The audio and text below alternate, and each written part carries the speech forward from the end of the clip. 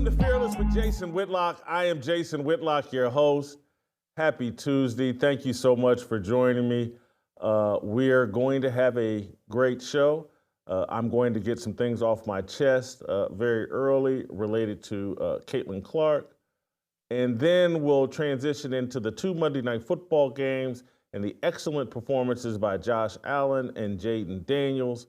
We'll have a lot of commentary on that. Reggie Bush is suing for NCAA reparations. We'll talk about that as well. Colin Cowherd had something interesting to say about football fans needing to lower their expectations. We'll talk about that with Steve Kim. And TJ Moe and Butter both in studio here with me today. So it should be a fun, action-packed show. But we're going to start where I left off yesterday. I got more I need to get off my chest about what happened to Caitlin Clark. They'll be back in playoff action tomorrow against the Connecticut Sun in an elimination game. These early series in the WNBA are best of three. Best of three. And so I'm sitting here last night, yesterday after our show. I told the crew, I was like, hey, go hunt up. I can't wait to see what ESPN or Fox Sports or mainstream media is saying about DiJonai Carrington stabbing Caitlin Clark in the eye intentionally, in my view, with her fingernail. This is as close as we'll probably ever get to Tonya Harding, Nancy Kerrigan all over again. That's what this was. And I know Jeff Gillooly or whatever was the guy that beat up Nancy Kerrigan, but it was Tonya Harding, Nancy Kerrigan. And I'm like, we got it again going on in the WNBA. Surely the mainstream media, surely the corporate media that cares so much about racial equity and racial justice is going to be all over this. That the biggest star in American sports, the woman single-handedly carrying the WNBA to relevancy, the woman who is allowing all these other spoiled, entitled brats to fly private to basketball games, the woman who gives them a glimmer of hope that the WNBA won't lose $50 million this year like they have every other year in their existence. This league was at the brink of extinction. It was trending the other direction, down. It had peaked, I believe, in the early 2000s, and now in 2024, it was like, oh, all hell has broken loose. The WNBA is going to crash into oblivion, and many people would have celebrated that, including me. I've never liked the WNBA. I don't particularly enjoy watching tatted up women play a bad form of NBA basketball. It's not my cup of tea. Caitlin Clark has made this league relevant, and this deranged bigot, and I say that in all sincerity. I don't say this very often, but go to Outkick and Bobby Burak's article where he documented some of DiJonai Carrington's history of tweets that, if written by a white woman, would be called racist.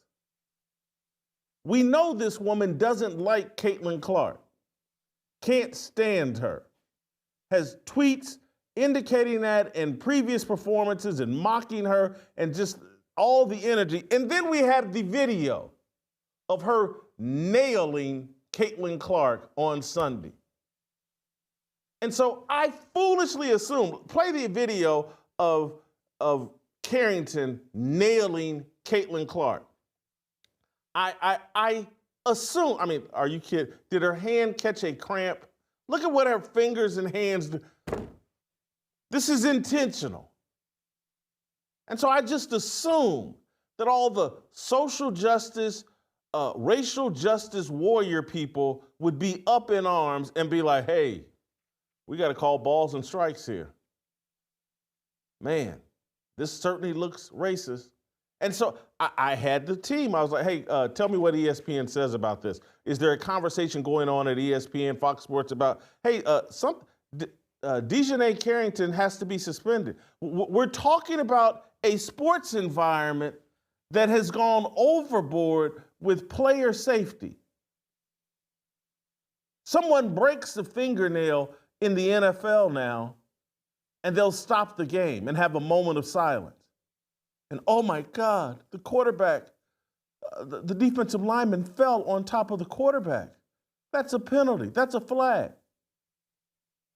Everything in sports has been emasculated in the name of safety. Safeties are all these players. We must protect them. They're so vital. They do so much cancer research in their off seasons. They go into these ravaged ghetto communities and invest all of their money and spend all of their time trying to save children. We must protect their safety. These men are so important that we can't allow them to collide at home plate in a baseball game anymore. We must protect their safety. You can't fight really in hockey anymore. We must protect their safety. There are no goons in hockey anymore. There's no Charles Oakleys in basketball. You can't fight in the NBA. You can't play physical in the NBA. You can't do what was done to Michael Jordan. But in the WNBA, another girl can take her fake fingernails and stab them towards the eye of the woman carrying the league. The only reason they're flying private, the only reason why they're drawing increased television ratings and attendance numbers. You can do whatever you want to Caitlin Clark, and no one has a word to say about it.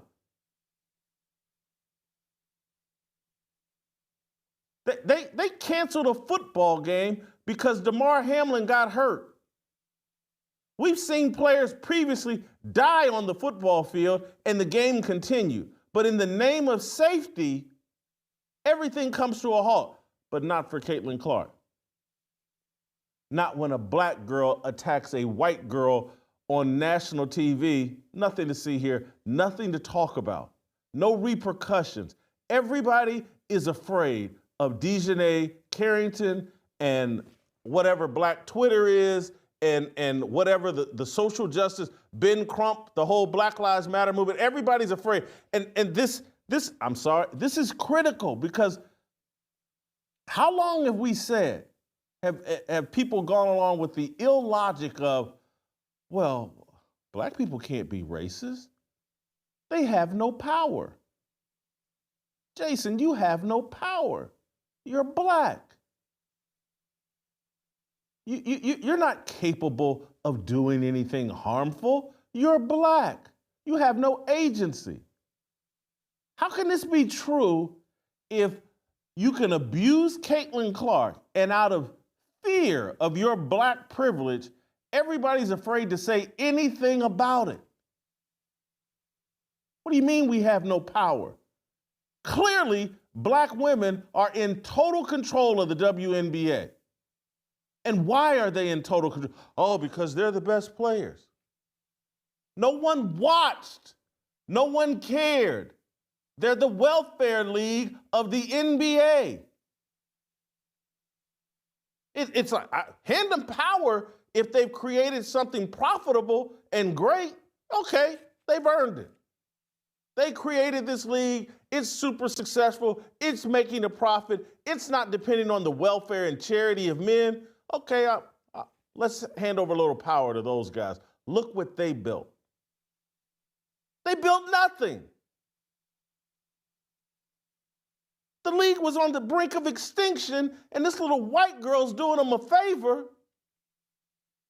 and turning the whole league into a thing that has a chance. It won't be profitable this year because they've blown more money flying people private and doing all this other stupid stuff they're doing.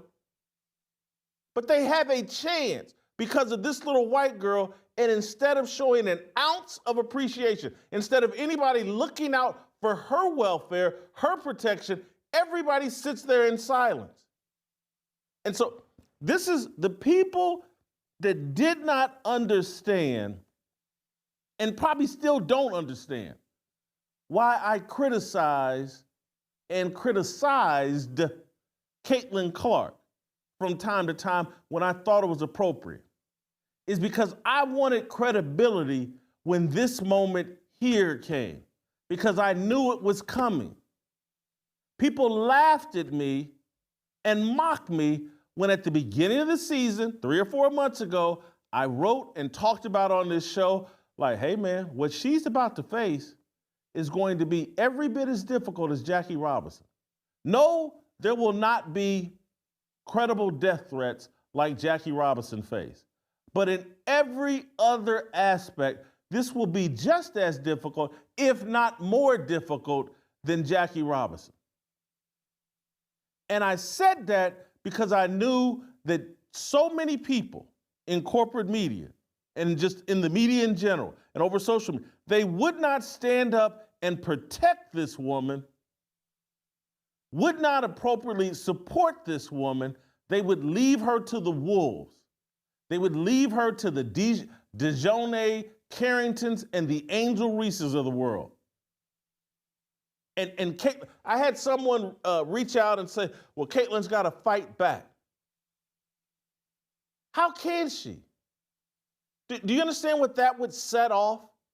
If she started taking swings indiscriminately. She slapped this woman, Carrington, later in the game with a little inadvertent, or it wasn't inadvertent, it was intentional.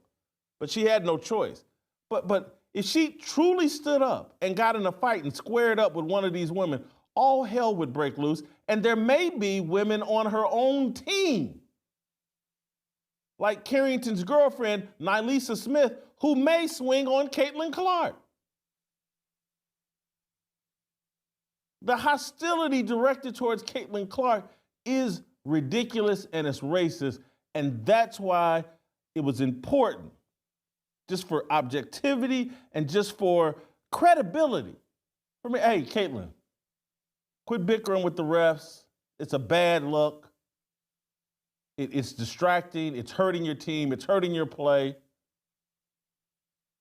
Because when this moment came, when it came time to like, hey, someone's got to step up and really defend her because these racist bigots have gotten out of hand,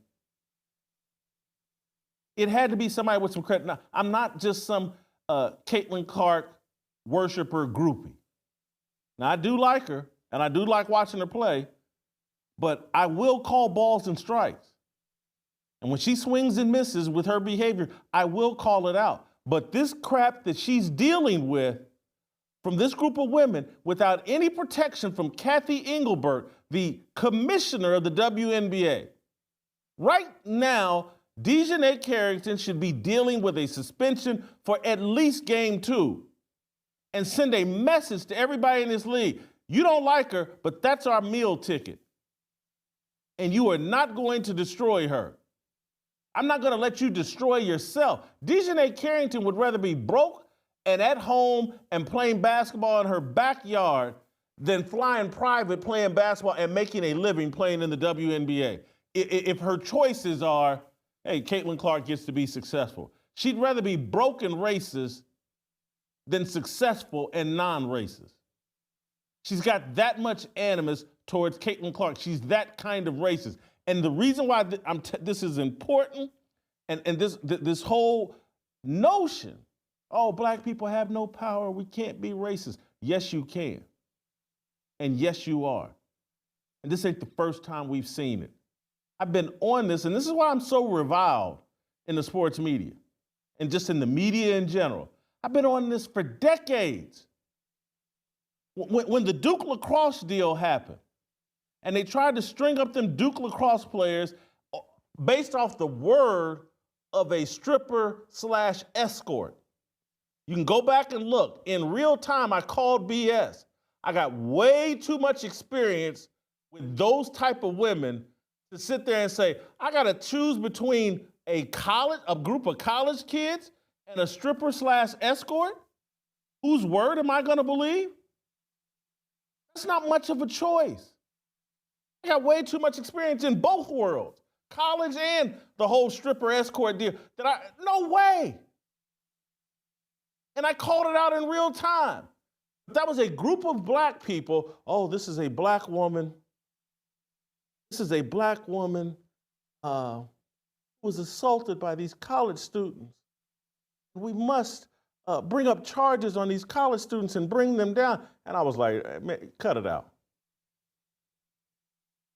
Cut it out. A bunch of alcohol and a stripper on a college campus with some frat boys or lacrosse players, and y'all want me to believe someone was raped? Now, if the woman had complained, hey, they didn't pay me what we agreed upon, I would have believed her. I've seen that dispute. She said they raped her. So go back to Jenna, Louisiana. Now, I called this out in real time. I've been on this. This is why I'm reviled. Because I will not let them get away. I don't like racism. I don't like unfairness. I don't like bigotry. And I don't care which direction it flows. If it's white against black bigotry, I don't like it. If it's black against white bigotry, I don't like it. We have black against white bigotry here on full display. People need to man up and Christian up and call it out as they see it. Get out of your racial idolatry. Get out of your fear.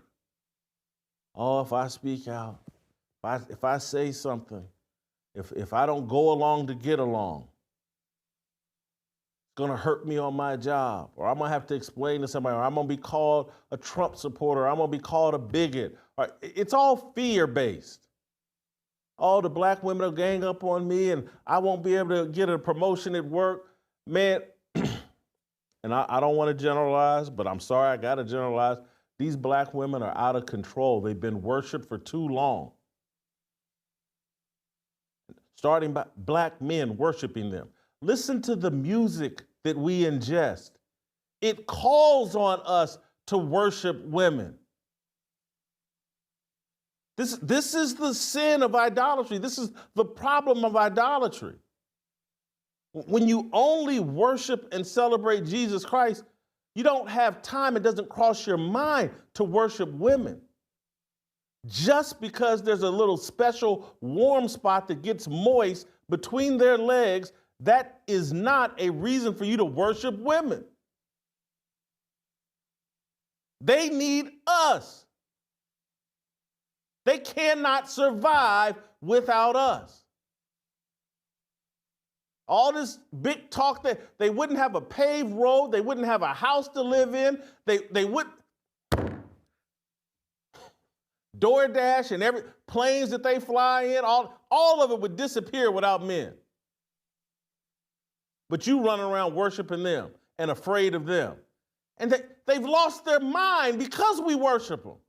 That's why they're so delusional. That's why they're looking at a woman that is created an opportunity for them to get rich, famous, have great long careers, take care of their families, but they're so controlled by their bigotry and jealousy and envy of the white woman, they'd rather destroy the league than get the benefits of Caitlin Clark.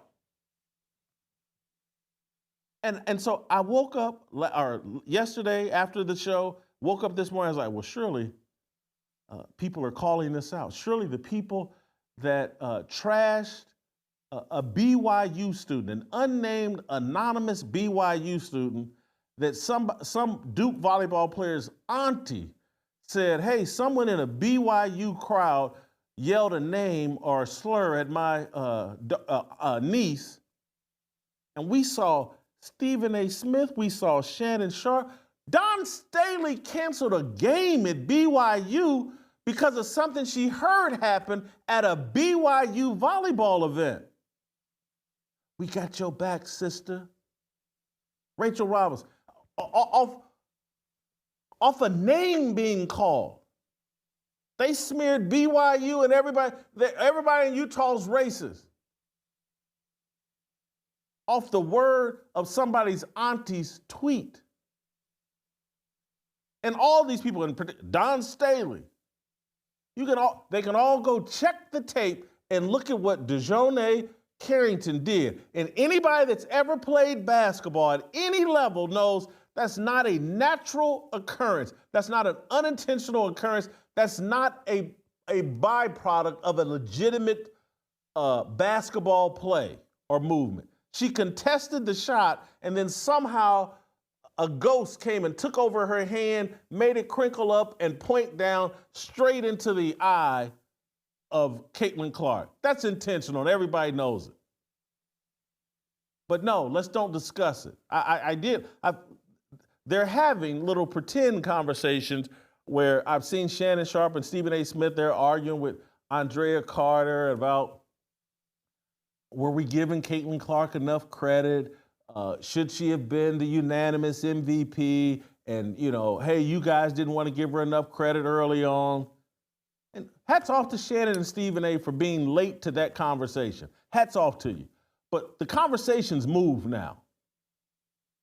Caitlin Clark's safety on the court against DiJonai Carrington and some of the other players in that WNBA, the WNBA needs to send a message. Hey, we're not having this. They're tossing NFL players out of games for using their helmets in a tackle. Split-second decisions. You didn't pull up in time. Oh, my God. You didn't ask the quarterback whether he wanted to fall to the ground before you tackled him. Yellow flag. We're going to those lengths in football, but we look at this and say, that was accidental. No harm, no foul. And Caitlin Clark said it didn't affect her the rest of the game, so it's not a big deal. Caitlin Clark, this is where she's masterful. She may make some mistakes on the court, lose her temper with the refs, may have too many turnovers, but off the court, she's batting a no-hitter. She stays so classy and stays so high road. Yeah, I shot 4 of 17, but it wasn't getting gouged in the eye in the first 2 minutes. That had no impact. I just missed open shots. And everybody's going, yeah, that's it. Caitlin Clark, nothing to see here. She's taking the high road because she's thinking that someone in the media, someone in the basketball world who really matters, she's thinking Kathy Engelbert will do her job. Adam Silver will do his job because that's Adam Silver's league. The WNBA is completely subsidized by the NBA. But it's run by two cowards. Adam Silver and Kathy Engelbert. They're cowards. They won't defend this. I'm going to say it, and I'm going to piss you off, and I don't care. Clip it out. Call me an anti-Semite. Call me whatever you want. Little American white girl out there. What's Adam Silver? What tribe is he from? Does he care about little white girls?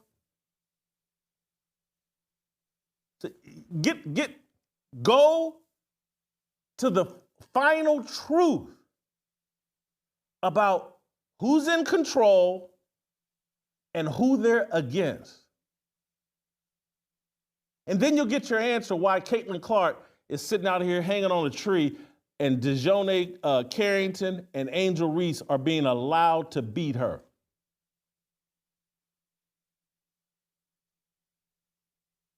See, yeah, you get me fired up, I'm going to go all the way there.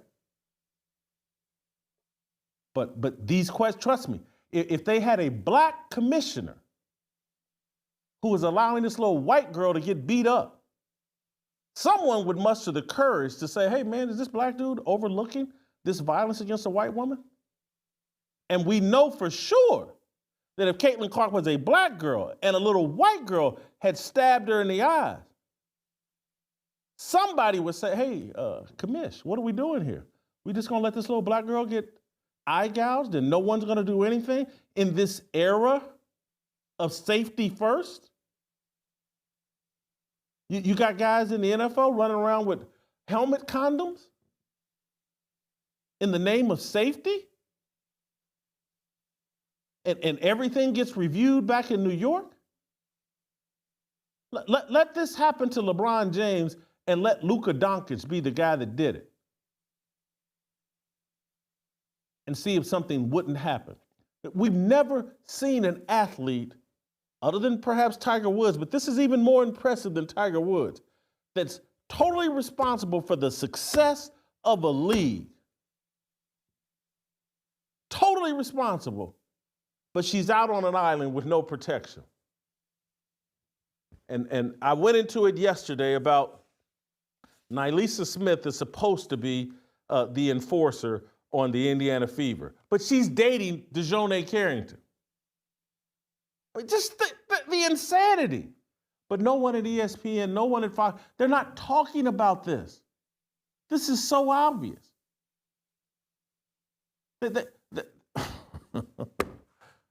Let's wait for another Duke volleyball player to get called names, and then they'll be right back on, oh, we got to stop the racism. And that was the other thing I thought about. Man, I'm fired up, I'm sweating. But I watch these football games, and they'll put in the end zone, stop hate, end racism. Like, put these in NBA courts. Stop hate, end racism. Put those on NBA courts and put a little picture of Caitlin Clark next to it. Stop Kate hate. Stop racism against Caitlin Clark. Put that on the courts. Instead, you remember they had the Black Lives Matter deal out there? Caitlin Clark's life doesn't matter. Why is that? So I wanted to get that off my chest. And I'm not done. There's a couple other things because I just want to show you a couple of examples. The LA Times, I guess, wrote an article. And Hadley, I asked specifically in this, in the text thread for something specific about this LA Times article. And I did it 30 minutes ago. The LA Times wrote an article that insinuated that DiJonai Carrington's eye gouge was intentional. Didn't say it quite, but it insinuated that pretty strongly. And Sarah Spain got all fired up and upset and said, and fired off a tweet, if I worked at the LA Times, I would be calling, emailing about the people who wrote and approved this headline. Those people aren't willing to put their names behind accusing Carrington of intentionally poking Clark in the eye. It's because they know this is a flat out wrong.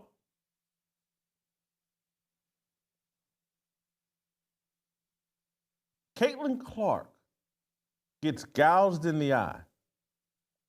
And Sarah Spain knows, hey, don't get upset with Carrington. Don't get upset about Caitlin Clark getting stabbed in the eye and the NBA falling flat if there is no Caitlin Clark. Don't worry about all the benefits that Caitlin Clark is bringing to the table. No, get upset that the LA Times insinuated that the gouging in the eye may have been intentional. Get upset about that.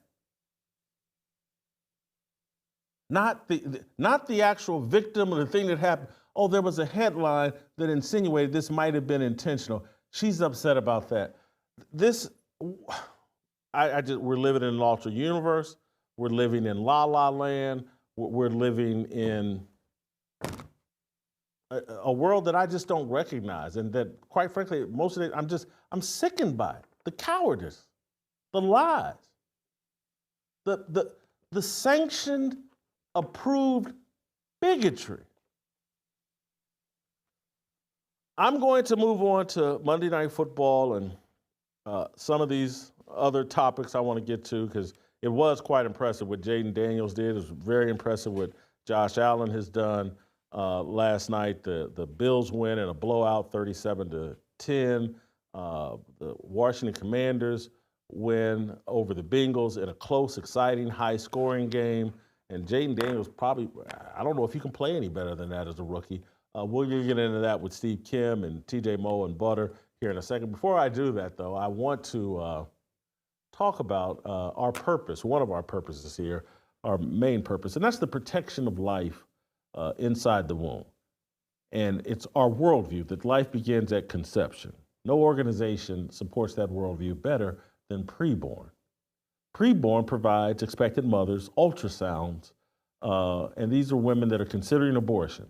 Give a woman, pregnant woman, an ultrasound, introduce the baby's heart, introduce an image of the baby, and that woman is now twice as likely to choose life.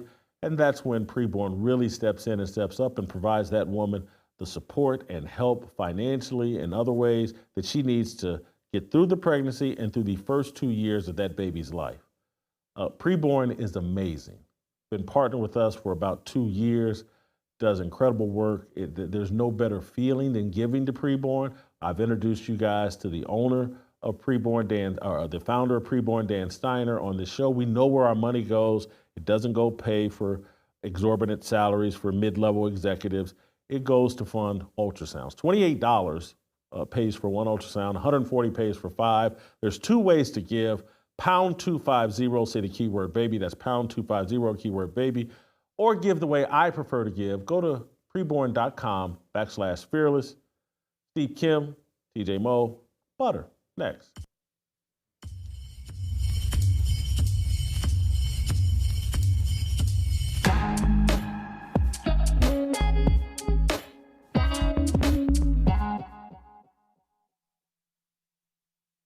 Don't miss a second of Fearless. We'll be right back, but check out this clip from an earlier show. What LeBron's doing for Bronny, providing him privilege and a shortcut to the NBA, it's a joke. That's not being a good father. That's being a narcissist. That's being selfish. That's being exploitive of your own privilege. And Deion passing on his values to his son. It's a mistake. Great job passing on his physical talents. But Deion passing on his inappropriate values to his son, mistake. That's why one son beat up a security guard in high school and has been ducking paying the $13 million settlement. And the other son walks off the field before games, won't shake hands after the games, is a bit of a goofball, oddball, because Deion has not trained them up well.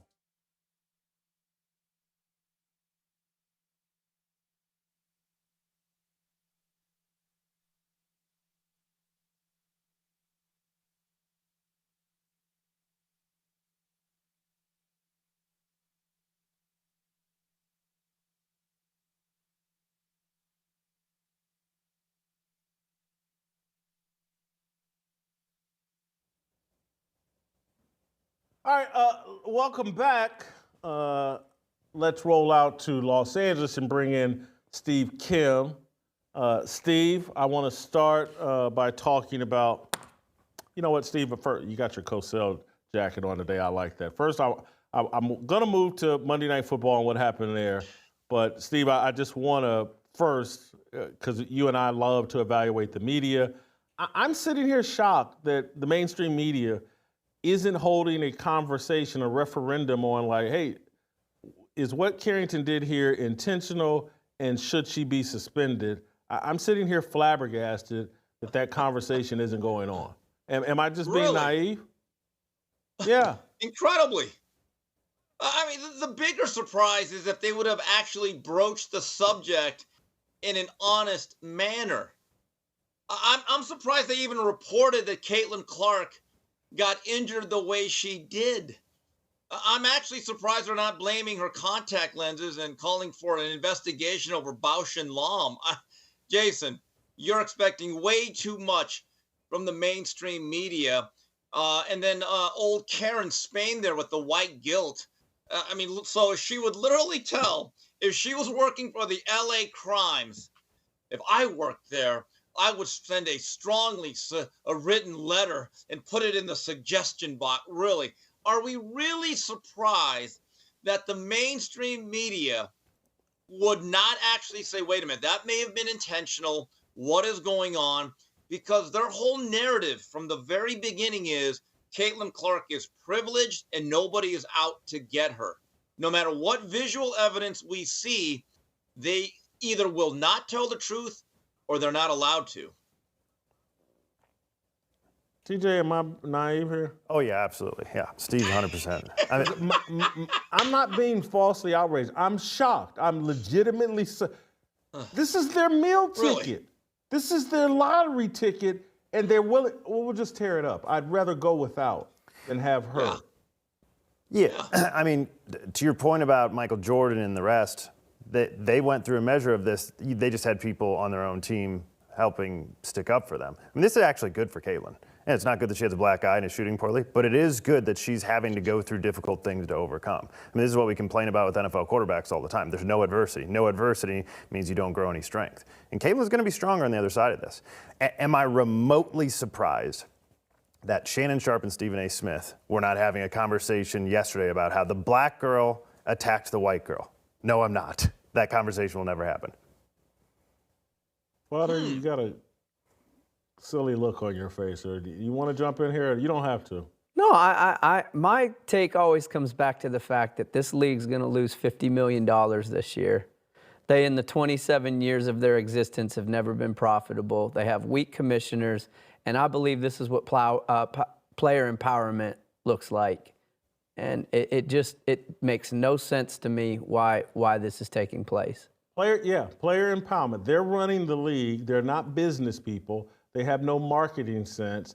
They think everything. And a group of women, everybody should just get a little equal, and don't lean into promoting Caitlin. Use Caitlin to make everybody believe Asia Wilson is the big star. And it's just that the last thing that I didn't get to because I got too fired up, but I'm actually partially hoping this all comes to an end on Wednesday, tomorrow, that the Fever crash out, Caitlin Clark, and they get swept 0-2, and then we can all ignore the rest of the WNBA playoffs, and they can deal with what reality looks like without Caitlin Clark. They'll be back to giving away tickets to the WNBA finals. They'll be back to 400,000 people watching the WNBA finals rather than millions. I'm actually hoping for that. I would be surprised if the officials aren't tilting in her direction tonight. I mean, they can't be tomorrow. They can't be this stupid. I really believe that. They cannot be this dumb not to think she might lose. They're going to give her every chance. She could commit a murder at half court and they would not give her a technical foul. So, like, tomorrow is the night where Caitlin's emotion, she could be as emotional as she wants. Yeah, but that wouldn't be good. That will if she gets too emotional, she'll have 7-8 turnovers. Where I think the officials, they're really going to do is like anything looking like they touch Caitlin Clark is going to be a foul. That DiJonai Carrington will be in foul trouble. DeWanna Bronner, the 6'4" girl they put on her, will be in foul trouble. This could look like, Steve, we could tomorrow be looking at a reenactment of the Sacramento Kings, Los Angeles Lakers. Game 6, 2002 Western Conference Finals. And as a Laker fan, all I could say was, yeah. Jason, here's the elephant in the room, though, about the coverage and some of the white guilt that we're seeing from people like Karen Spain. We see this in something that goes well beyond sports. There's a lot of crime that goes on in America in certain jurisdictions, certain cities that's never reported on. It's almost like it doesn't take place. People are afraid to talk about it. They're afraid to broach the subject. The bottom line is if the perpetrator is a certain race or color, they're not going to talk about it. But if it's another one, though, it becomes a national story. It's like Steve Kerr. Steve Kerr will talk about gun control when it's convenient for him, when it is a school shooter of someone that is not a particular complexion. Meanwhile, on a day-to-day basis, there are shootouts at the OK Corral all throughout cities in America. Steve Kerr will not say a word. So what is taking place with Caitlin Clark in that situation with DiJonai actually mirrors a lot of overall society. No question. Let me finally move on to Monday Night Football because it was fascinating last night. Both games. I didn't like that there were two games, to be quite honest with you. I hated but it. both games were fascinating for different reasons. Josh Allen continues on, I know we're just 3 games in, but he looks like the MVP to me. He looks like someone who's going to benefit from addition by subtraction. Stephon Diggs is off to Houston, being the number 2 or 3 receiver in Houston, and Josh Allen has not skipped a beat. They win 37-10 last night. He's the early favorite for MVP. I know this is the preseason part of the season, basically, but hats off to Josh Allen and the Buffalo Bills. They look legitimate and look like they're benefiting from not having a diva receiver. Well, wait a minute. Can we rewind? TJ, you know what I'm getting at. TJ, hold on. Let me just get to this. Let me just get to this elephant in the room. It was only about a year ago when somebody said, a well-respected sports media pundit, a titan in the industry, said, you know what? Stephon Diggs is the unifier.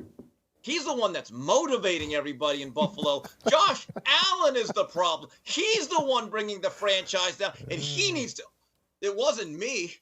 Wasn't TJ. Butters wasn't around. Oh, Jason, it was you. Wow. Have you done a 540? Not even a 180. Wow. So now it's addition by subtraction, Whitlock. Well, I'll be.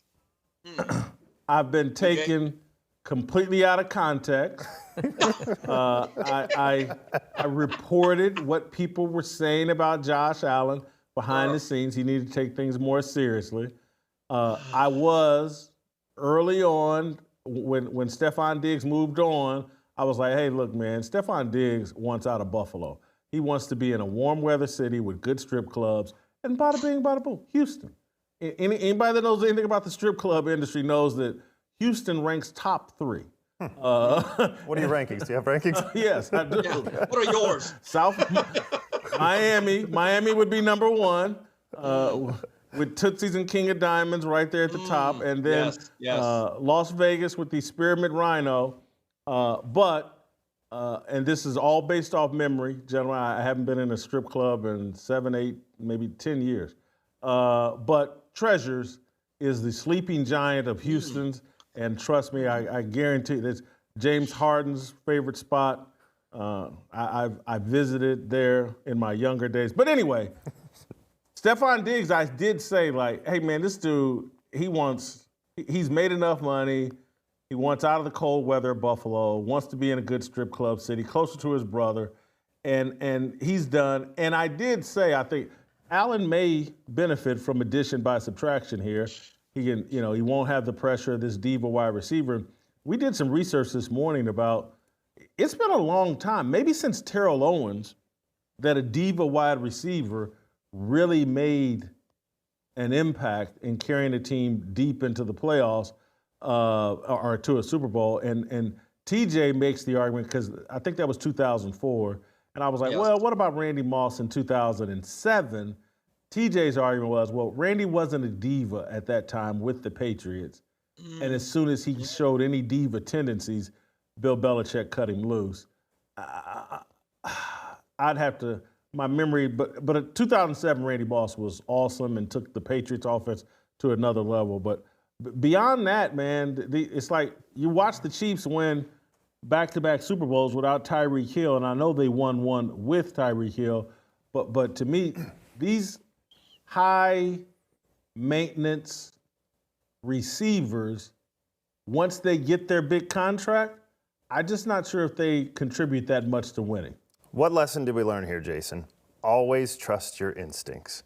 You smelled from a mile away, like the rest of us, Stephon Diggs is a problem here. And then somebody told you, no, it's not the diva wide receiver that requested a trade out of Minnesota and then caused problems at the next place. It is Josh Allen, who we've never heard a negative word about outside of the one person you spoke to, or people. So let's trust our instincts. I do think the diva wide receiver, it is so interesting in the year of the quarterback, and the decade of the quarterback or so, and the point he made yesterday, the franchise quarterback era, diva wide receivers have become less prevalent.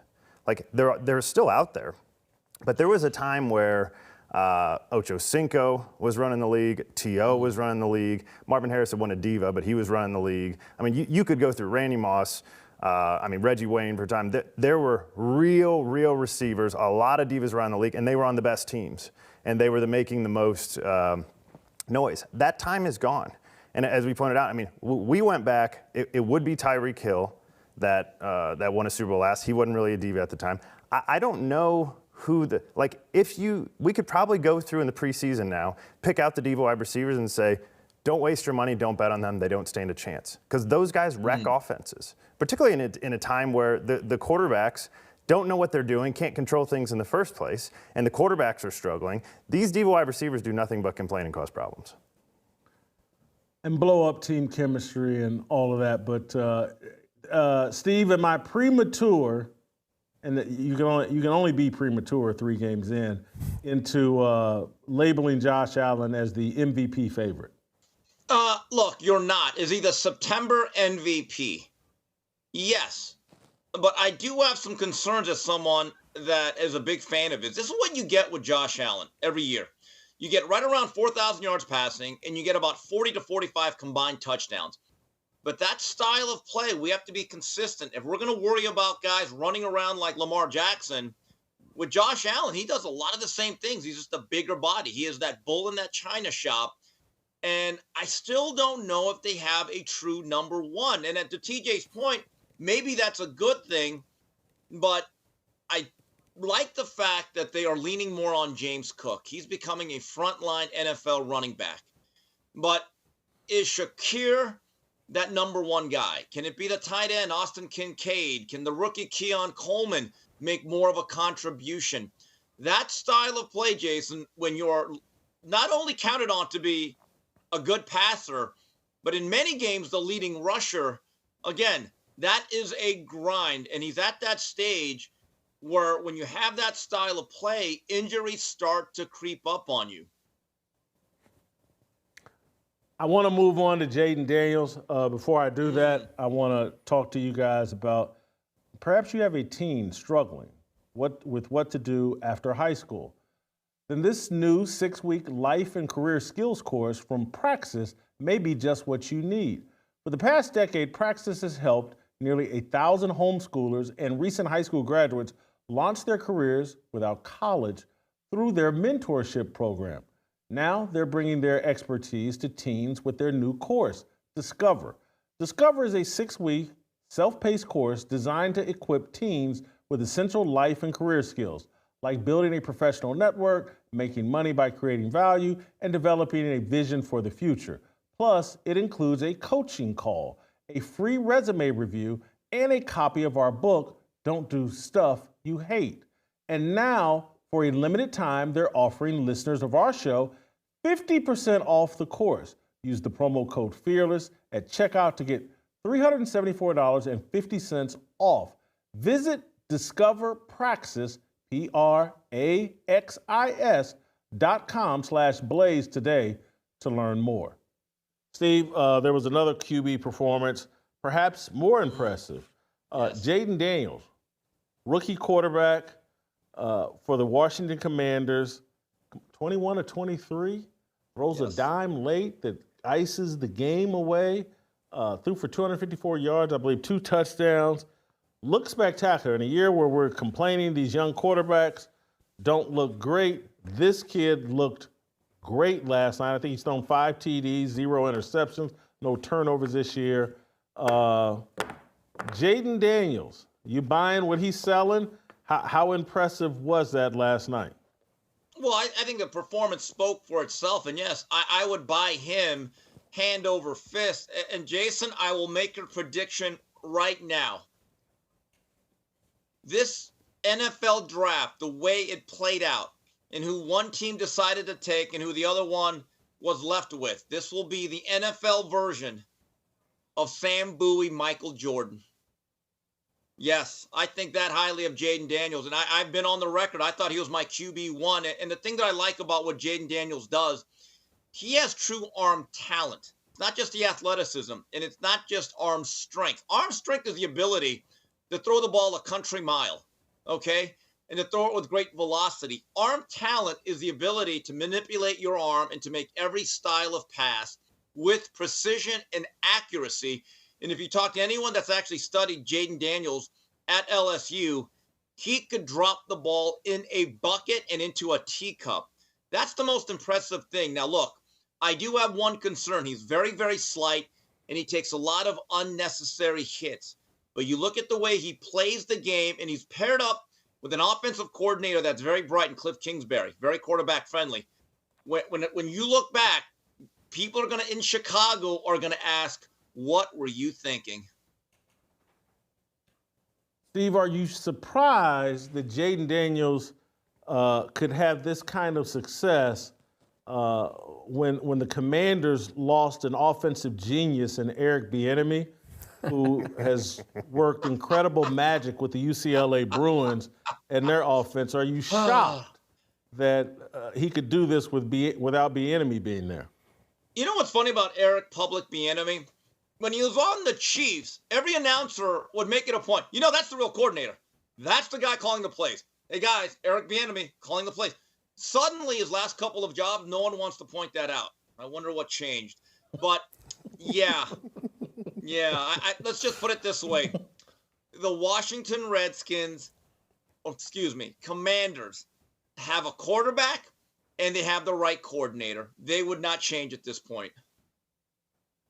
To be fair, I get the Bieniemy supporters are like, hey man, if Eric had Jayden Daniels to work with instead of who was the guy? Sam Howell. Sam Howell. And where is Sam Howell at now? Home Depot. Yeah. Are we being fair to Bieniemy there? He had to work with Sam Howell, who was probably a late round draft pick, and Jayden Daniels at the top of the draft board.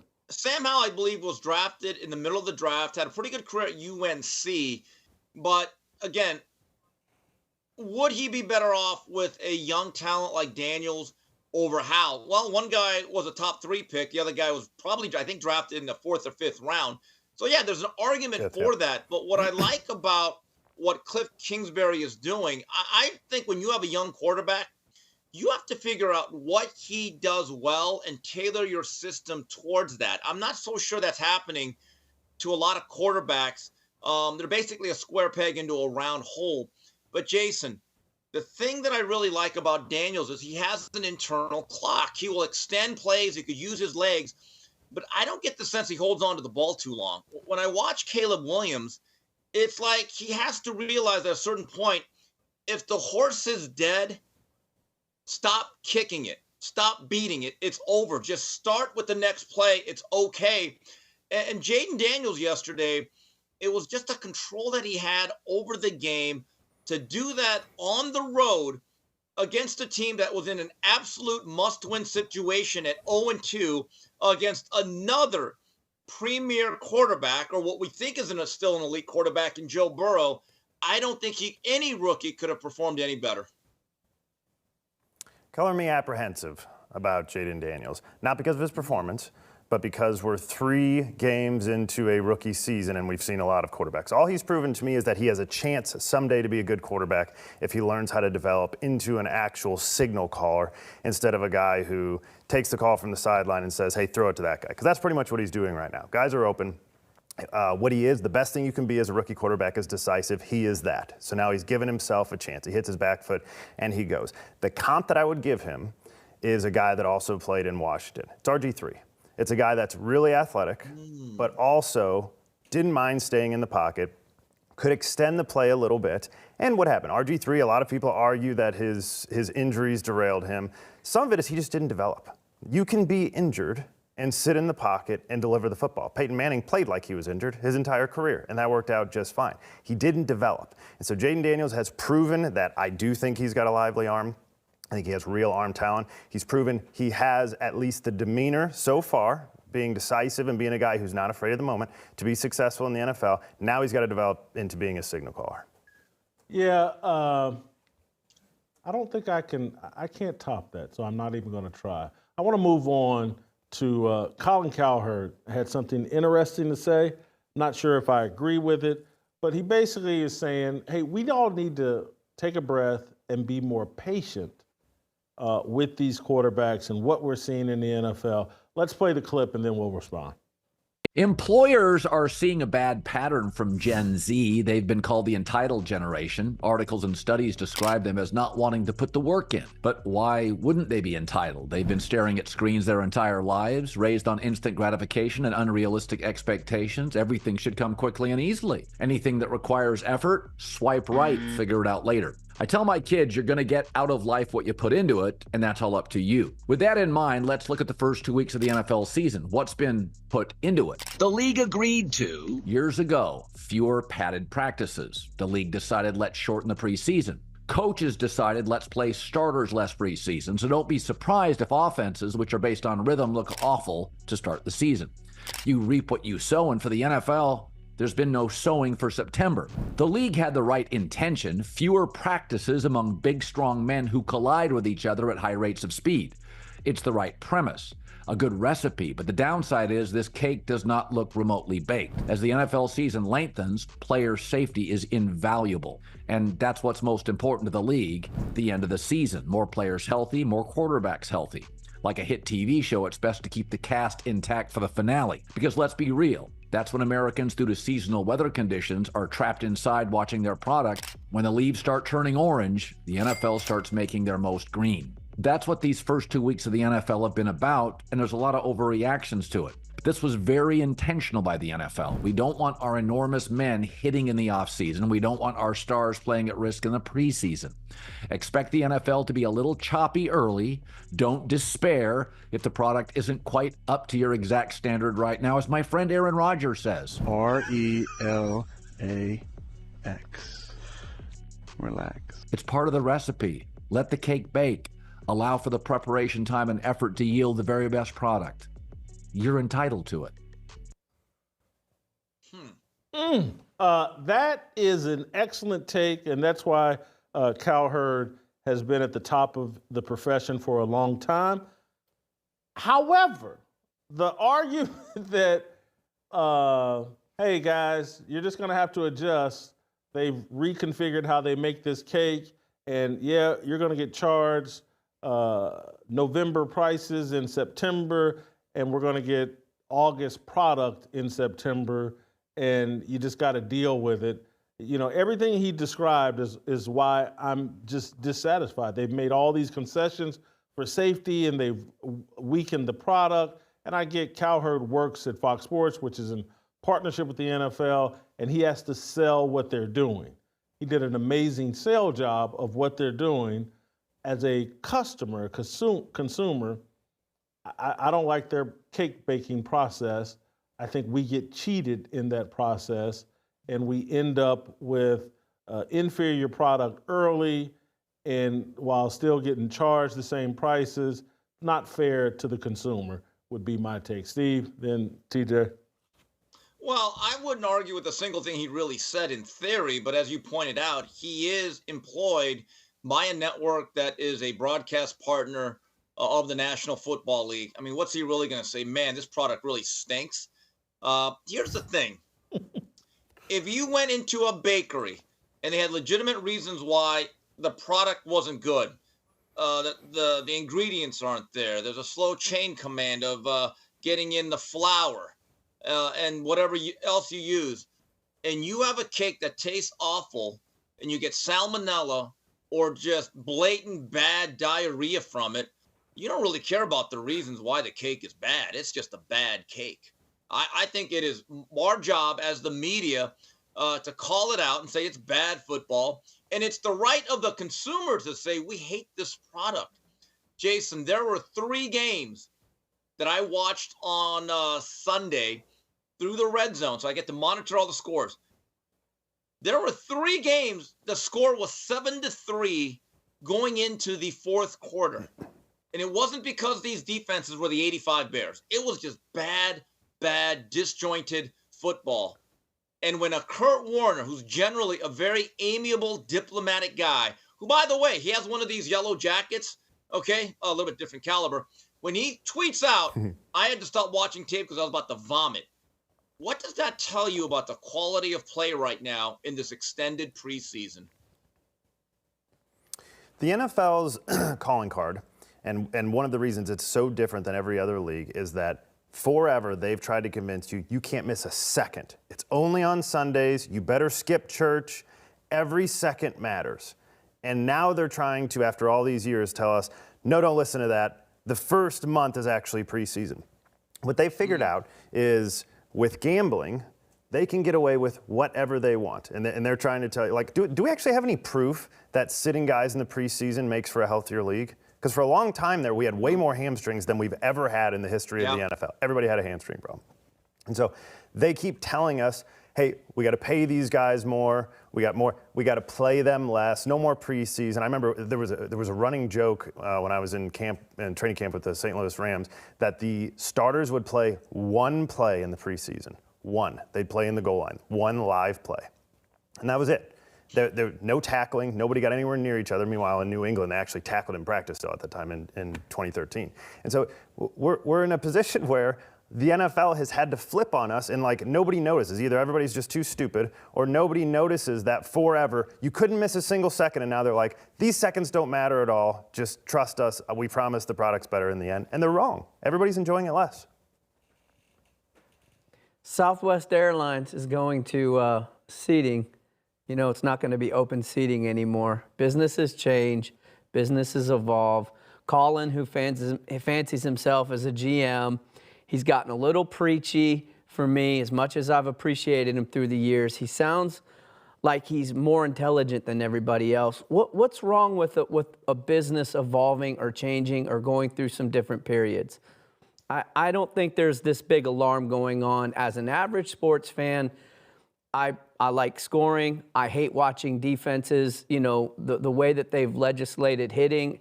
There's a lot of changes going on in the NFL. I'm not sure it's as bad as everybody's making it. Gentlemen, do we have the box ready? Oh, come on. Well, that streak didn't last long. Hey, It did not. that wasn't exactly the Joe DiMaggio. Cut Butters, Mike. This man just said, I don't think this football is as bad as everyone thinks it is. Butter will be in the box for the remainder of this program.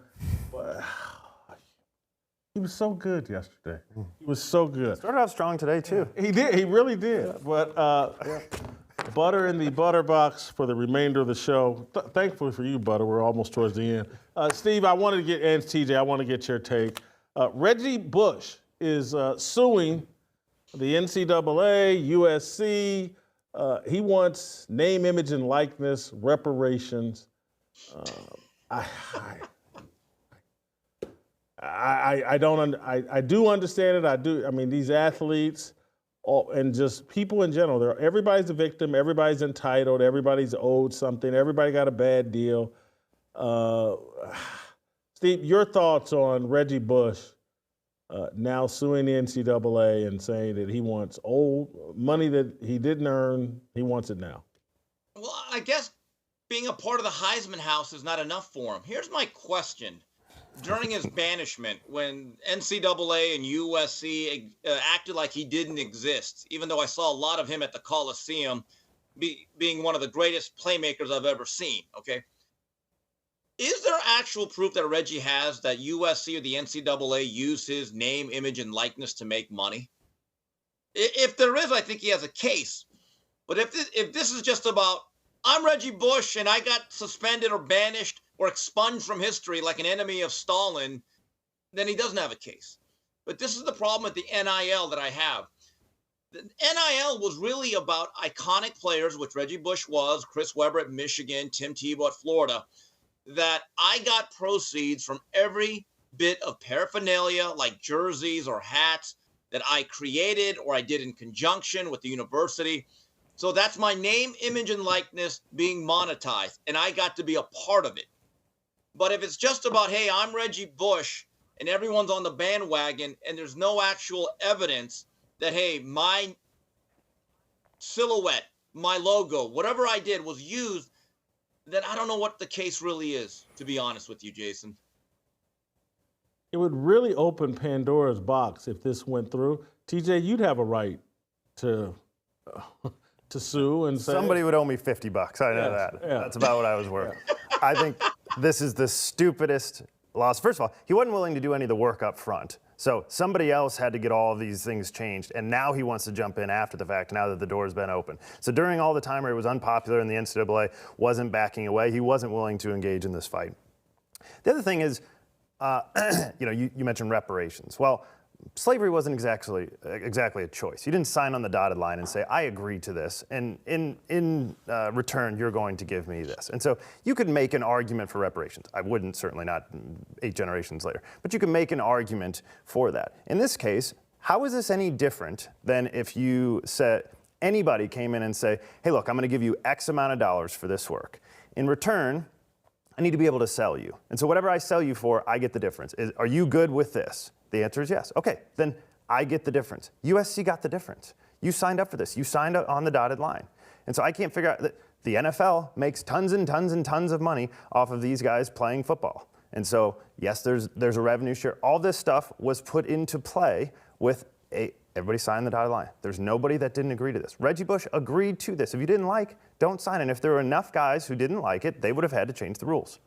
He would argue, his lawyers are, hey, look, they had a monopoly on, if you wanted to play college football, you had to play by their rules. The NFL, NBA, they got a collective bargaining agreement with a union that negotiates how we're going to share the revenue. Hey, I was voiceless in that process. I signed up for shamateurism, the sham of amateurism, and I had no choice but to do that. Everybody did, though, and it's. How'd you get a voice? He's got a voice now. The kid's got a voice now. Somebody did something to make the change. Particularly if you are not the guy willing to go in there and try to make your voice heard, I don't want to hear you complain about it after the fact. And we would have to be telling amazing lies to ourselves that Reggie Bush and his family did not financially benefit while playing at USC. USC's got a long, it's almost like UCLA players under John Wooden saying, hey, Lou Alcindor, I didn't get paid while I was at UCLA. Yes, you did. What was the guy's name? Sam Gilbert? Sam Gilbert. Am I right? Sam Gilbert. Yeah, that was paying. And they got a whole system at USC to pay USC football players. That's been going on since before O.J. Simpson. Everybody knows it. So, I'm more cry me a river. I know Reggie, liked him personally. He's a little bit woke, so he has to pretend like he doesn't like me now. But I do. A lot of the athletes, the great athletes, they're so entitled. And I don't say that as a personal shot at Reggie. It's across the board. These guys walk into a restaurant and they feel, I'm not paying for this. Someone in here will be paying for because I'm doing the nightclub a favor. I'm doing the restaurant by being here. I'm drawing attention. That's the mentality. I've seen it, dealt with it. It's like I'm wired so differently that Jason. But Steve, go ahead. Yep. Yeah. If I recall correctly, the reason why Reggie Bush fell afoul of the NCAA and USC was implicated is because I think his family took money up front and they lived in this nice home that obviously wasn't theirs. And then Reggie didn't pay back the money when he didn't go with that agency. And the agency said, well, okay, then we'll flag you. So it's not as if this whole notion that somehow Reggie Bush never got anything beyond his room, board, and scholarship, I think is incredibly naive. Now, I will say this. In that era, he played from 2003 to 2005. Especially his last year, I saw a lot of number 5 USC jerseys. Now, perhaps there is an argument that, hey, I should get part of that, but I don't know how you quantify it. But it just goes to show you guys, we were much better off when these guys were just getting money under the table. We have just complicated this thing by making it legal. Let's go back to the old ways. That's what I think. Brown paper bag. I'm trying to look this up. First of all, we would bankrupt every school. Okay, every school. Over all the years that everybody had money made off. That wouldn't be the worst thing. You just talked me into a reason to join Reggie Bush. If we could bankrupt universities and start from scratch, that might not be What's bad. the downside, You know how universities, here's the downside, they don't actually get bankrupt, they get subsidized by our taxpayer money. And that's what happens at 130 different Division I schools. Okay. And so we are the bailout program. Reggie Bush, I'm not paying for your backup NIL money, not doing it. Neither should the people of LA. Well, this will not be the end of the reparations discussion. I'm sure Tariq Nasheed and other people will be all over this.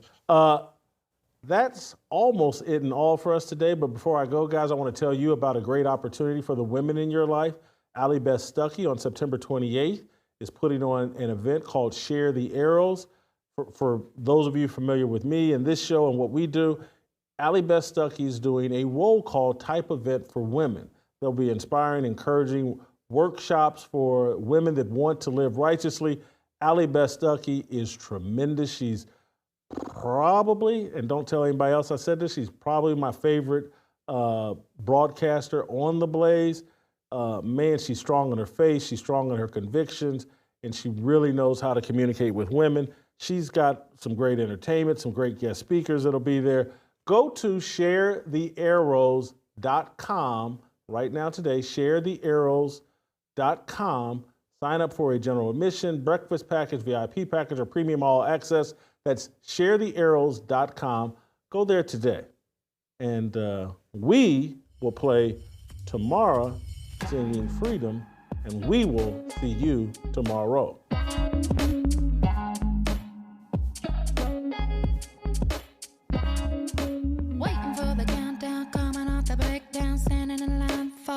Freedom, looking for a breakout, feeling like a standoff, nothing in life like freedom. Came like a fighter, striking like a ladder, making all these moves for freedom. I want freedom. No negotiation, my sister, no relation, we all just wanna have freedom.